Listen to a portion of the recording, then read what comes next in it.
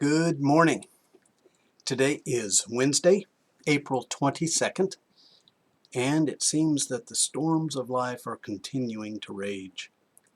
I want to read you something from the first chapter of the book of James, this time from verse 12. Blessed is a man who perseveres under trial, for once he has been approved, he will receive the crown of life, which the Lord has promised to those who love him. I used to read verses like that and think of them in future terms. Yeah, maybe someday we will have to persevere in our faith. Maybe someday we'll have to endure something hard. Of course, I understand this. There are those events and those circumstances in our own lives that qualify as hardships, things that we must endure, places where our faith really is very, very important and always have been.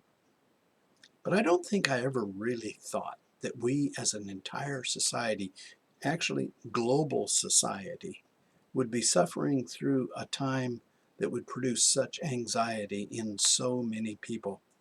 And yet, here we are, with the threat of a very serious illness looming over us, and with the economy crashing, and now with oil prices lower than they have ever been, affecting us in western Oklahoma in some very severe ways.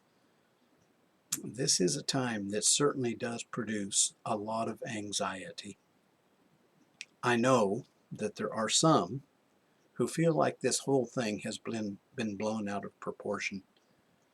They think that this illness is really no worse than the seasonal flu that comes about, and they think that the threat to individuals is really not as great as the news would have us to believe.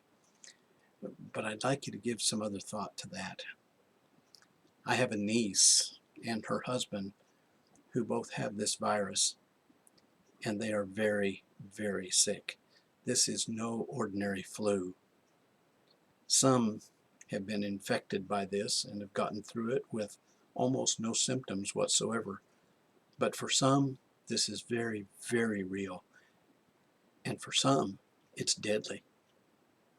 So why is Pat so gloomy today? Isn't this daily message supposed to be uplifting? I just want to acknowledge right now that this moment is very hard on some people. Some are living life pretty much as normal and are feeling really no serious effects at all. But some are hurting deeply, and some are afraid, and some are alone, which makes this isolation worse. In the future, there will be books written about what we are experiencing right now. There will be chapters in other books about these days that we're now living. And most of us will come away with some kind of a story about where were you when the pandemic of 2020 hit.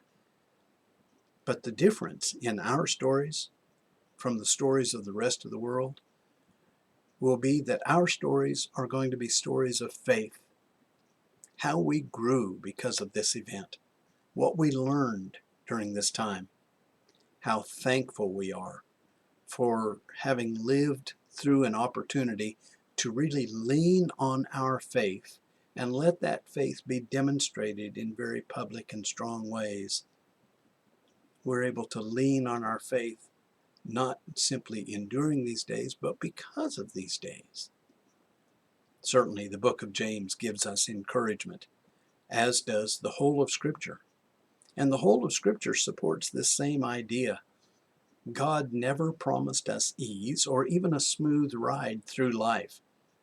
What He did promise is that at times like this, we have Him to lean on, and we have our faith to carry us through. The stories in Scripture are not simple devotional ideas that are designed to make good days better. They are stories of how God's people persevere. Not that God gives us a pass around hardship, but instead gives us strength to overcome the hardship. We've all looked at those Bible heroes, and we've hoped that we would be strong in difficult times as they were. Well, here we are, facing difficult times. And so, Christian, now it's our turn to demonstrate the presence of God in our lives. It's our chance to show the power of faith. It's our moment to shine the light of God in our lives and to demonstrate that that life overcomes the darkness. When Jesus said, "You are the light of the world," he wasn't talking about the sunny days where light is everywhere.